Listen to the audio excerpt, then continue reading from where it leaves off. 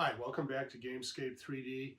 Today we're going to do two videos. This first one, I'm going to quickly go over the assets we're releasing this month. I've also released a PDF that provides diagram details on all of these parts. Okay, so let's get to it real quick and then we'll get to our cliff building. Our core set we released last month contained a number of 100mm wide cliffs and also a series of 190mm wide cliffs. This month's expansion utilizes one of the 100mm wide cliffs and two of the 190mm wide cliffs, and basically we've converted them into magnet faces so you can slap on different features. So this is our first one. The top is going to be the same as what we used last month. This is our mine entrance, okay? And the whole thing, you can either use open locks or magnets. It's going to pop right off.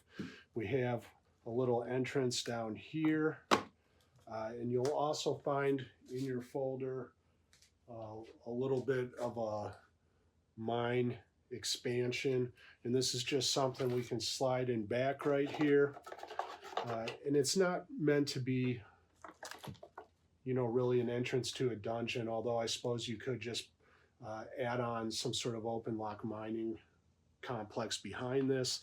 It's mostly just to create visual depth for people who are looking at the cave from this side of it. Okay, a little assistance for the DM there. Okay, and then this is the only thing that prints separately, this roof, so that everything can be support free.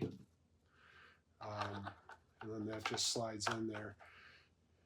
Okay, now our second option, we remove this, and our second option is a split level temple entrance, and I have this cut in half so that you have the option of having a plain cliff as well. So this is going to be our tomb entrance up on top there. Okay, and we also have an optional waterfall that you can slide in the front there if you want it to look like there's a river flowing out of it. Okay, I also have this water as a resin option, experimental resin option. I just got in some translucent blue, so during the course of this month I'll go ahead and take a run at that and see what kind of results we can get printing this water in translucent resin blue instead of FDM. Okay, so like I said before, this can also be a plain cliff. Oh, there it is. And then this can snap in and you can just have a plain cliff if that's all you need. This 190mm cliff is going to feature our Dwarf Fortress entrance and our giant waterfall. Okay, we will start out with the dwarf entrance. And you can see this whole thing is magnetized, so it's designed to just slap onto the front. There is not an actual entrance through the back, through this fortress, so it's kind of half functional, half faux. And what I've tried to do here is sort of create something that's integrated into nature, the way I think, you know, dwarves might build things, which is maybe a little different from what you're used to seeing in Warhammer or whatever. So up top, we'll have a battlement here. If you want to use that, you can also just use the regular original top with this if you want to, if you don't want that feature there. Moving on down, we'll go ahead and separate this thing out. The top does come off, okay, and the whole thing is set up for magnets. Okay, the only place you'll have to use open locks is putting these two things together. I do have these features available to you in a non-split version, but I really feel like the printing is just, it's too much for me. So I just went ahead and did the cut. So here's our tower. That roof comes off if you want to put some people, some crossbowmen in there. Okay, and then this gets us down to our main level here, and all there is in terms of playability is a walkway. Maybe some people could be down there and attacked on. We'll have a portico right here that you can slide in if you want to. And again, this here I'm using the open locks to put that together. And then down here on the bottom is also another spot for a gate that you can slide in. Okay, here's our waterfall. Okay, I just painted it up real quick so I'd have something to sort of show. This is magnetized, and it does have a cave entrance. It's kind of hidden, and that does go all the way through if you want to do something with that. So this sets right here, and then up top I have a pool where the waterfall starts from. Slide in something here to provide a little support. So let's pretend this was a larger plank. And that sets right in there. And there's not a whole lot else to talk about it. It's basically just two giant prints. All right. Here's our next one. And this one I've provided 3 face options. The first one provides some smaller climbing shells. So if you want to show a character's progress up there without using the cave slots, you can use this one as well. This magnet face removes and then reveals a large feature. Now this one is actually printed in 2 halves so that you can print this door unsupported. You pop that together with open locks. So you're not going to want to use magnets on that. You really need that support to ensure proper alignment between the top and the bottom. The first thing we got here is a giant cave, or at least a larger cave than our other options.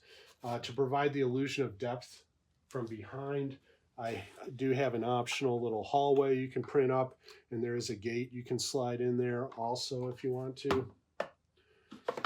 And that just slides in right behind there just to sort of create the illusion of depth. And I think, if you had a spare cardboard box or something you could slide behind there, it would probably give your players enough. It's just something I whipped up real quick for those who want a little more than that. Okay, so our last option on this is a fire giant entrance. Of course, it could be any kind of giants, let's see here, and that is in 2 parts.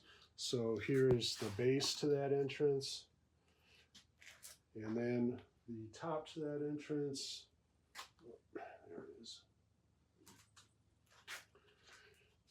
It's right over here. I fashioned up a little bit of a skull with a helmet on it and a hammer and an axe, and that just slides on there. I was in a hurry to get this done. It's probably the worst paint job of all the parts I did this month, but anyways, so there's that.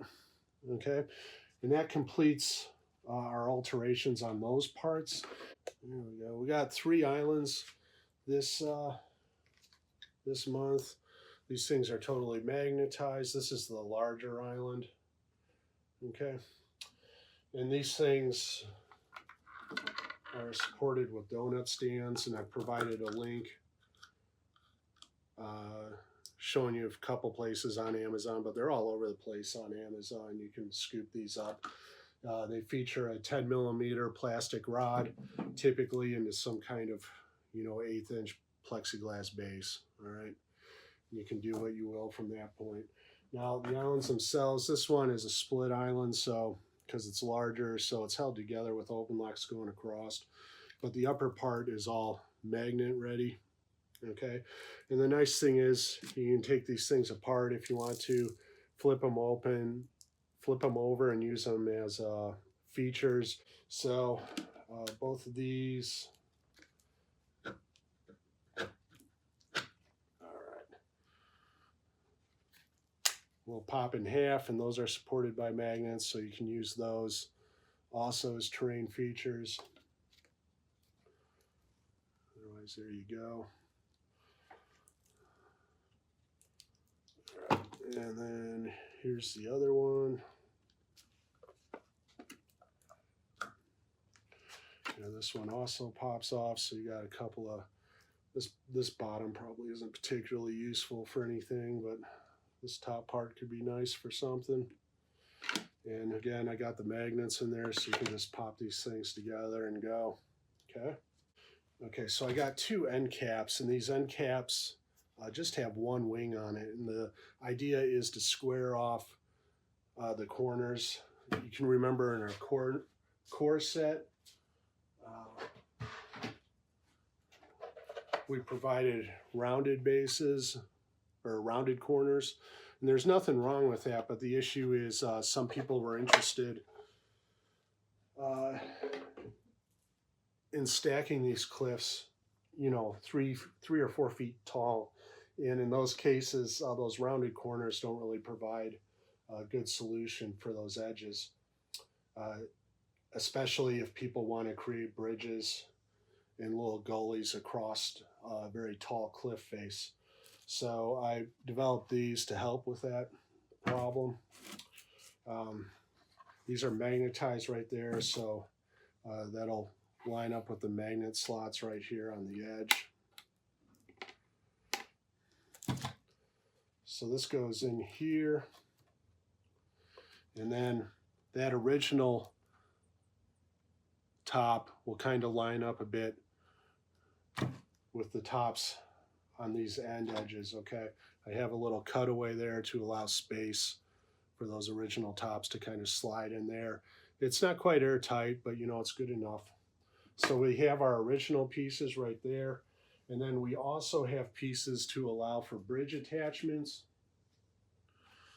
And here's that right there. We got some magnet slots on one side. We got a natural arch bridge right there. So that can swap in and just pop in again with those magnets. And again, you'd have your base back in this area. Let's see if I can put something in there to help with the visual on that. There we go. So there we are. Okay. Now, I did 2 of these end pieces. I have them loaded up as a left and a right. You can go ahead and mirror either one of them. Make sure you mirror the top parts too if you do that, so that it all goes back together when you're using it on the other side. Okay, so here is my left-handed cliff end, which goes over here. I'm just going to leave that open to help you visualize. And this is like the normal top. I'm going to go ahead and swap in the bridge top option for that, which is right here.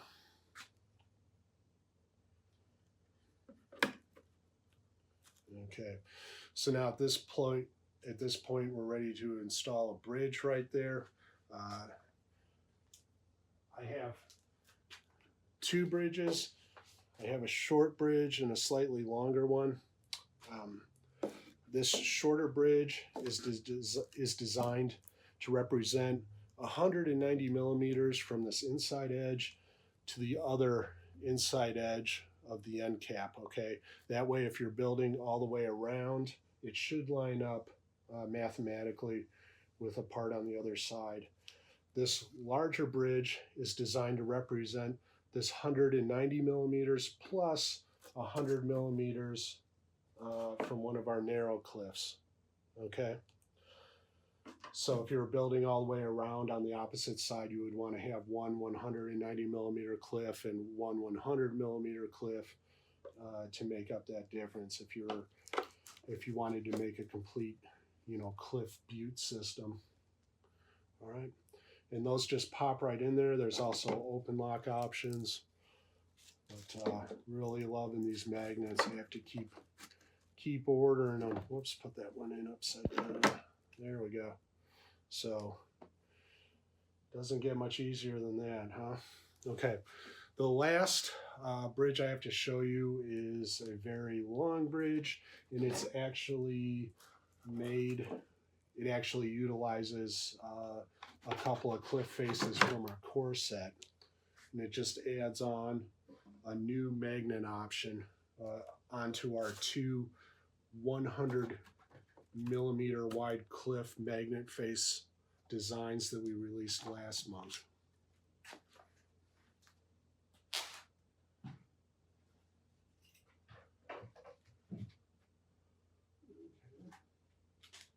I'm just going to bring this over here, assembled.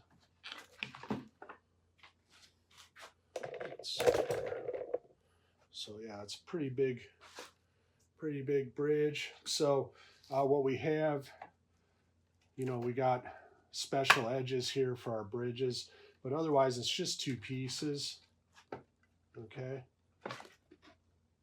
This releases from there, prints up like that. Okay, and the magnet goes on, and then same thing over here. All right, and these pieces originally, this one here was the one that featured a cliff door option, and also our tree with a nest option. Okay, and then this other cliff from last month was our large cave cliff. Let's see.